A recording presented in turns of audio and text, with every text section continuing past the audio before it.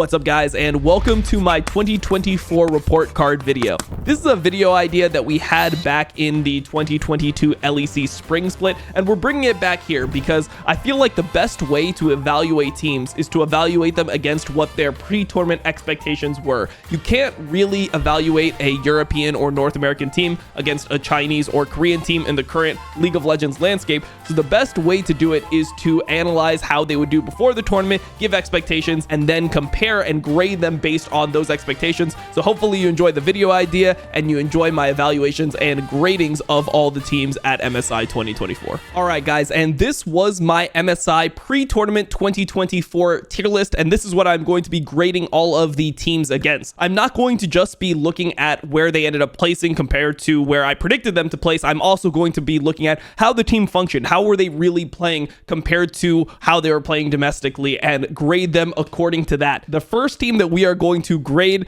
on this scale here is Gen.G, and I gave Gen.G an A+. They won the tournament, and I believe that this was the best tournament in League of Legends history when it comes to true competition. The fact that it was double elimination, the fact that we had all these extremely strong teams go, and the way that the tournament progressed was actually super interesting to watch. The fact that there were so many interregional matchups, there was actually no rivalries, there was no domestic rivalries in the entire tournament, and Gen.G ended up coming out on top. I think they made the game go extremely well for what the strengths of Gen.G are. So for example, before the tournament, one of the advantages that I had Gen.G having over BLG, and one of the reasons why I said Gen.G was S+ tier and I thought they could win the tournament, was the fact that they are a better macro team than BLG, and that if lane swaps were played very often, I believe that Gen.G would be a better team post early lane phase than BLG throughout the rest of the game, and they were able to lane swap all the time and get advantages from the lane swap over BLG. I can definitely see Gen.G playing versus BLG and beating BLG if BLG is not able to get these advantages. I don't think that lane swapping is actually as broken as people think it is. There's definitely some issues with lane swapping, but I do think that if Gen.G is able to utilize things like lane swapping and really good lane assignments versus BLG, they would have an advantage in that department. That's a good way to negate the strength of BLG. Gen.G, they made the game what they were good at. I think different players stepped up. If you watch Gen.G domestically, by far the best player on the team was Chovy. Chovy was an absolute beast. There was many games where his entire team was underperforming and he had to carry the world alone, but he didn't really have to do that at this tournament. I think there was games where he slightly underperformed his expectations, which doesn't mean he wasn't the best mid laner in the tournament. Don't get me wrong. He was by far the best mid laner in the tournament. It's just that the standard for Chovy's level of play is so high. It's not like he's just the best player in the world. He was the best player in the world coming into the tournament by a massive margin, and he didn't have to go into that god mode in order to win. Felt like the rest of his team stepped up. Lehens, I think, stepped up probably the most out of everyone on this team. I thought he was somewhat of a liability domestically. He would have some missed engages. He just looked very sus at random points. This tournament, I thought he was very poised. He was extremely on point. His synergy with Pays got a lot better throughout the tournament. I thought Keen was extremely solid. Last Worlds, for example, I thought Keen had a lot of issues individually. Didn't have those issues at this tournament, played extremely well. One of the best performing top laners. I think the only argument you can make was Bin, because Bin had some higher highs, but Keen's consistency really shone through this tournament. Canyon also stepped up. He didn't have as many of those weird games that he would have domestically. His Nidalee was a huge pick, one of the main reasons that Gen.G was able to beat BLG the first time, and it was something that BLG had to start taking away from Canyon in games 3 and 4 of grand finals, which was something that Gen.G was able to use as an advantage. Overall, I think that this tournament went pretty much as well as you could expect from Gen.G. They started with a 3-0 on Fnatic. People said that that was the closest 3-0 of all time. I read all those takes. That shit was so boring to me. I thought Gen.G looked like, even on their worst day, they are a significantly better team than Fnatic, so I didn't really care about that. I think it was still a 3-0. They won 3-2 versus Top Esports, which was probably the closest series of the tournament for Gen.G, but they ended up squeaking that one out. And then they beat BLG twice 3-1, who looks like the second best team in the world. I give Gen.G an A+. I think they played fantastically at this tournament. They are poised to Golden Road. They look significantly better than T1, for example, who they looked close to domestically over the course of the tournament. So really loved the way Gen.G played. Give them an A+, the highest marks possible. And that is going to be the highest grade that I have on this scale. You can't get an S in school, bro. I don't know what schools you guys went to. You can't get an S, an S+, any of that. I am going a normal American grading scale, A+ as the highest rank possible. That is what Gen.G gets. Next up, we have G2, who I gave an A for their performance at this MSI. This is the first time that a team from the West, I might as well just say a team from Europe has beat an Asian team, LPL or LCK team, at a MSI or Worlds since 2020. The last time G2 did it was that Gen.G team in 2020, but no one was really rating Korea or China close as highly as they're rating them now. The gap wasn't as big back then as it was in recent years, so the fact that G2 was able to beat Top Esports 3-0 was extremely good. It showed that they were on a higher level than we've seen in a long period of time. If you watch how they played the games, a lot of the weaknesses they had domestically, they were able to shore up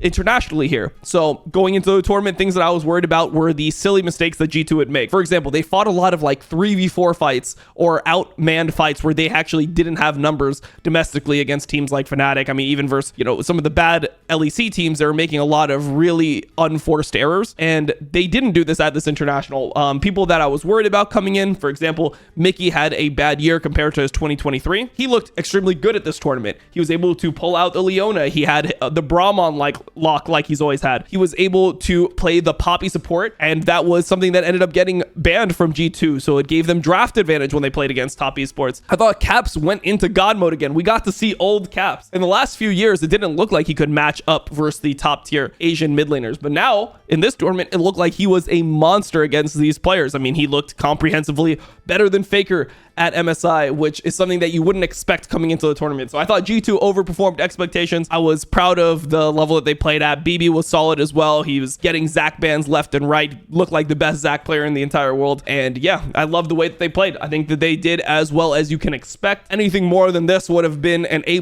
for me. I give G2 an A for this performance. Well done to G2. They restored hope in Europe for me. Well, not really Europe. They restored hope in themselves for me, and they are carrying the honor of the LEC valiantly. So respect to them. Next team we have here is PSG. So PSG, I give an A- for their performance. I didn't really have a pre-tournament expectation for PSG. I did watch their finals versus Evi, which they looked pretty decent in, and they were considered the strongest team from the PCS region, but I wasn't sure exactly how this was going to fare internationally. I think the fact that they were able to challenge BLG the way they did, and the way that they were able to match up against FlyQuest was respectable. I think they outperformed the expectations of the region, at least the recent expectations of the region. So I will give them an A- for their performance. I think pretty much they did the best that you can expect for a region that is super underfunded like the PCS. Okay, the next team we're going to talk about here is GAM. So GAM, I give a B+ for their performance. And why did I give them a B+ even though they didn't even make it to the main stage? Well, I think the reason is because they should have done much worse than they did at this tournament because of what happened in the VCS with all the match fixing drama and all the bans. They're playing with 3 substitutes versus a team of Loud that actually was pretty strong for a Brazilian team standard. And the fact that they were able to compete and even compete against Fnatic in the final best of 3 to qualify for the main stage, I thought that was respectable. I think they were working with almost nothing. So the fact that they showed anything at this tournament and they didn't place dead last is an overperformance. It was good overall from GAM. Next team that we're talking about is TL, who I am also giving a B+. Now, I was thinking about potentially giving TL an A. If they were able to give a more competitive series to Top Esports, maybe it would be an A-level performance for a North American team at an international. But that being said, the fact that they got booty blasted by Top Esports 3-0'd, it was very tough to rate them higher than a B+. The reason why I went for B+ and not B is because of their performance versus Fnatic. If I were to shadow box the teams against each other pre-tournament, I would have said that TL was a team that has better macro than Fnatic, but they are significantly weaker early game, so they're going to be in deficits, but they have to wait for Fnatic to make mistakes around objectives, do the Fnatic throw, and from there TL would be able to hold their leads more consistently. And generally having better macro is an advantage over the course of a series, provided that teams are not extremely good early game, right? Because Fnatic is not a BLG. They were not a BLG domestically. They were not a T1 domestically. They were a team that would get advantages, but they would be very janky advantages where they would take a lot of fights where the enemy team might lose a few more members, but it wasn't a clean setup. It was kind of just Fnatic vibing, and they would just be very opportunistic in their approach to games. So the fact that TL was able to comprehensively beat Fnatic, I think pushes them to that B+, combined with the fact that they gave a pretty good push to T1 when they played against them. They did go 1-3, but it felt like all of the first 3 games in that series were winnable, which is a better performance than NA is normally used to at tournaments like this. Overall, I think Yeon stepped up big at MSI. He was able to compete with some of the best AD carries, which was really surprising to me. I think Umti had a pretty bad tournament though, and if Umti played slightly better, maybe TL could have done something special. Maybe they could have done the funniest thing and beat T1. They didn't do that, but overall, good tournament from TL. I give them a B+ for their performance. Next team that we're going to talk about here is BLG. Now, BLG, even though they did make grand finals, I gave them a B for their performance because I feel like BLG did not play BLG style at this MSI. When you went into this MSI, what were you looking at for BLG? Everyone was talking about bot dives, the way that they worked with their jungler. After lane swaps came in, it felt like BLG was not able to execute that strategy anymore. They weren't able to match lanes and play super strongly through the bot lane. The way that BLG ended up having to win these games is by indexing into Bin's carry potential, which is the opposite of how BLG played domestically. BLG was a team that weak-sided Bin permanently. He was playing a ton of Cassante. He was playing weak-side in almost every single game. Even if he was playing things like Jax, the game didn't revolve around him at all. And BLG focused on playing hard through that 2v2 into bot lane dives. I think that the fact that they weren't able to figure out lane swaps in any reasonable sense during the entire tournament, they consistently got behind to Gen.G was a big factor in this. Early laning is the biggest strength of BLG. The way that they leverage using their flashes to get advantages and then dive you afterwards is the strength of BLG. I know a lot of people will put a ton of blame onto Knight for his performance at MSI, but I think that that's just because of the Knight versus Chovy narrative, because we got to see best of fives between those players. But the strength of Knight is adding on and facilitating the positive map that BLG was able to create so consistently through the bot lane. There's a reason why when champions were banned like Talia and Ahri, Knight decided to go to things like Vex, go to things like Nico, because his whole idea within the team, his whole objective within the team is to be an engager, to give other people space, to facilitate people around the map. That's why Talia is such a good pick and Ahri is such a good pick. And it felt like BLG, by not playing that style, it made Knight look less effective. Knight was never the guy who is going to completely dominate you in lane at this point of his, in his career. It's not really his objective. His objective is to facilitate side lanes, specifically bot lane. And he wasn't able to really do that at this tournament. And I think that that's how the bot lane played. When I look at this team, I think that they didn't really show what they were made of at this tournament. They got a second place, but that's just because their average level was so high, their individual skill level was so high, but it didn't feel like they were poised to win this tournament. There was a ton of times where when you look at BLG, when they're playing at their peak, for example, last MSI, where you would see how good they were at being clutch in situations, and it felt like BLG was just anti-clutch in this tournament, which is disappointing considering how they played domestically. For example, when Knight was trying to end the game on Tristana mid, and he ended up hitting Pays, like that was just a game over in game 4 if he just autos the Nexus turrets. So I thought that overall BLG maybe even slightly underperformed at this tournament based off what my expectations were. I will give them a B for their performance. I can't go much lower than that because they did make grand finals. They beat T1 twice. The only team that they lost to was a team in their tier. But overall, the quality of their series was not as BLG-like as I would expect. Okay, next team I want to talk about is T1, who I'm actually giving a C+. Now, most people will say, oh, this is like being a T1 hater.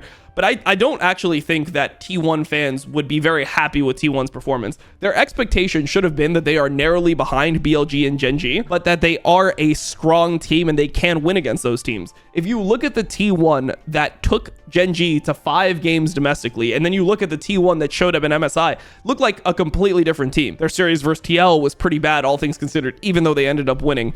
Their series versus G2, first series, was pretty bad by T1 standards, even though they ended up winning. Even their series versus Estral was just not the same T1 as you're used to seeing. And I think Faker specifically had a horrible tournament. People will say that this is like hating Faker. I saw a lot of clips saying that he is actually playing well. What I wanted to say is I think that this is a disservice to Faker. If you look at Faker and his gameplay at this tournament and you think that this was a fine level for Faker, you just don't appreciate Faker for what he is and what he's capable of. One of the main reasons that T1 was able to win Worlds last year was because Faker got into form where he was performing as one of the best mid laners in the world. If you look at just simply how much Faker died this tournament compared to how he normally dies, it was just so much higher than usual. He had the 0 game versus Caps where he dies 3 times in the first 7 minutes. He had the Tristana game versus BLG in game 1 where he's given 2 kills early and he ends up, dying 8 times in that game while playing Tristana with, with a safety tool, with jump. Doesn't end up going Merctrez in that game and ends up making plays that throw the lead that T1 had. He got solo killed multiple times. He got solo killed by Knight. He got solo killed by Caps twice. It just didn't look like Faker. People will speculate because of injuries, but I don't know what injuries he has right now. I obviously know that he was injured in the past with his wrist. I don't know to what degree that is affecting him currently, but I'm just evaluating their performance. And I think that T1 did not show their strength at this tournament. They didn't show how good they can be and what their style was, similar to how BLG, I think, underperformed. I just think that T1 overall is so much better than how they played at this tournament that I will give them a C+.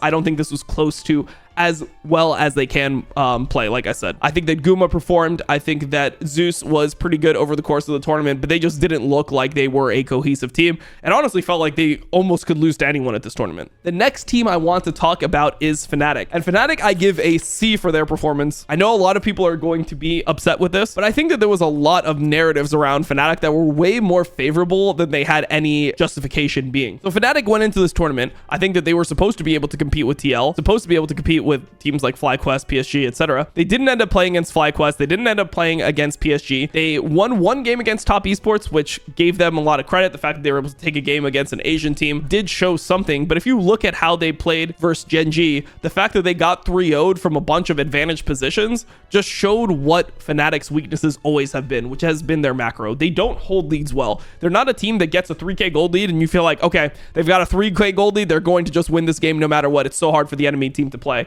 which is how you feel when G2 has the lead. It's how you feel when Gen.G has the lead generally. You feel like these teams are able to carry their leads, but even versus a team like TL, Fnatic was not even able to get those leads, and even if they had small leads, it felt like they were so ready to just throw the game. Overall, Noah had a terrible tournament. I saw the Noah tweets where he, talks about like, oh, he was having panic attacks on stage. For me, like, I was somebody who had panic attacks on stage, not because of nerves, because panic disorder. I had consistent panic attacks as a player in one of the splits I played, where I had like an acute bout with panic disorder. So I'm sympathetic to like how that feels. But I think the thing about Noah is that he comes out every single time and he'll tweet like all of this, like shut the up, like watch me, yeah, Thorin, like I'm gonna prove the haters wrong. He tweets this ultra aggressive mindset and then he just performs like a scared cat in the actual games, and it's just really like tough to watch because you can't have it both ways. If you're gonna talk big like that on Twitter, try to hype yourself up, and you're gonna like say that you're gonna prove to the world that you are this aggressive minded player, and then you show up and you do the opposite of that, I don't think you can then fall back and be like, I was super nervous at the tournament and things like that. It just like rubs me the wrong way. I just feel like that type of energy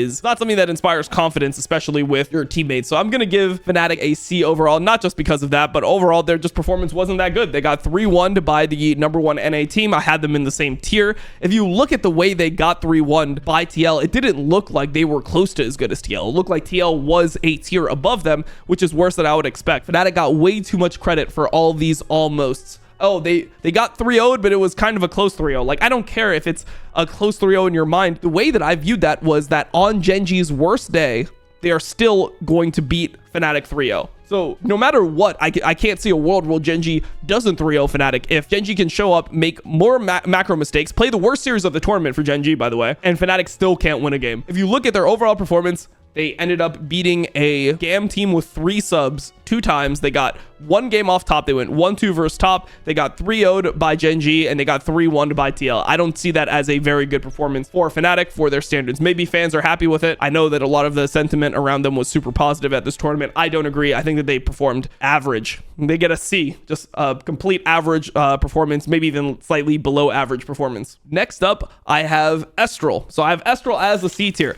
There's not much to say here. They had an okay series against T1. Like, they still got beat in 25 minutes, but they were able to make some positive plays versus a really strong team. That is something that you can give them credit for. But overall, they were supposed to get last place. They got last place. That's just a C tier from me. Next, I want to talk about Top Esports, who I ended up giving a C- for this tournament, which is a little bit harsh, I guess, considering how they played versus Gen.G. But overall, I thought Top Esports had a lot of trouble with the lane swaps, didn't feel like they adjusted well. I think Cream's first international was relatively shaky, and when things mattered most, the bot lane that had been playing well the entire tournament, JackeyLove and Mako, ended up getting beat by Hans and Mickey X, who were considered to be the weakness of G2 at this tournament. So overall, I will give Top Esports a C- for their performance. I think a team like that placing 5th, 6th is an underperformance. I think if they got top 4 and they lost to T1, I would give them probably a B, similar to BLG. I think that would be the expectations. But getting 3-0'd by a Western team in G2 is actually crazy. That is a really bad performance for Top Esports. The 3-0 versus TL was nice, and their play versus Gen.G was okay, but the series versus G2, I think, was so far under their level. 369 didn't show up close to as well as he should have at this tournament. I think the series that he played versus G2 was probably actually his best series. He was able to punish BB a lot in terms of the laning, but he had pretty bad games throughout most of it. He was a liability against Gen.G, for example, and he just didn't look like the same 369 that we saw domestically. TN obviously had his international issues, but he also played some pretty decent games. I would probably say out of the expected level of performance for everyone, TN probably did the best, considering he's supposed to be the worst player on the team. Made a lot of good plays, especially versus Gen.G. I think he was one of the main reasons that they were able to stay in that series, but he also did have the TN ints that we have became accustomed to. Overall, I would say that this is a performance that they are going to be ashamed of. A 3-0 loss to a Western team is not something that you'd expect from Top Esports, especially in the manner that they did it. JackeyLove and Mako really dropped the ball there. Even though Cream solo killed Caps and stuff, he just didn't look like the Cream we've seen domestically. And I think it's understandable, right? It's the first international tournament for Cream. Lots of these guys have not played too much together before. This is JackeyLove and Mako's first split together. TN and JackeyLove have been the consistent players on Top Esports, but they haven't played an international since 2022.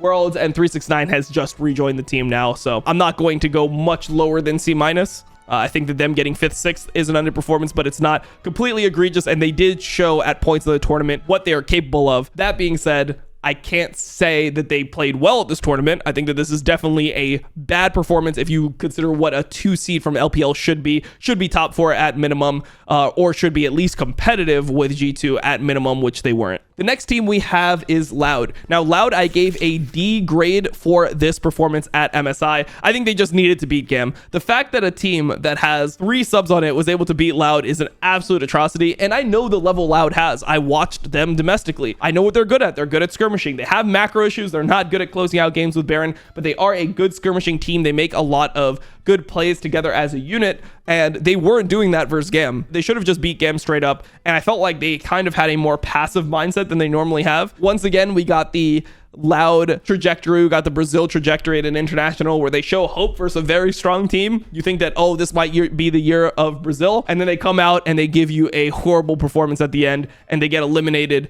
in a tragic way. This was the Brazilian tragedy of Brazilian tragedies. I think they are much better than what they showed. They should have at least been playing against Fnatic, and I think that Fnatic series should have been maybe like a 2-1 Fnatic. I could see Loud contesting versus Fnatic because Loud has a lot of the same strengths as Fnatic, and I think that on their best day, Loud would be able to win games against a team like Fnatic, but we just didn't get to see that at this tournament, so I am giving them a D for their performance. And the last team that I will be grading is FlyQuest, who I am giving an F for their performance. The fact that they should have been in a competitive tier with TL and Fnatic, and the way they ended up losing to PSG was so not clutch. It was so disappointing to watch the level that they came out at, and it felt like they really choked when it mattered the most. And when you look at what the team has, Whipple on the roster, Inspired on the roster, Jensen is one of the most proven international players from the history of North America, and the fact that they played so poorly at this tournament was really sad to watch. So I gave them an F. The F stands for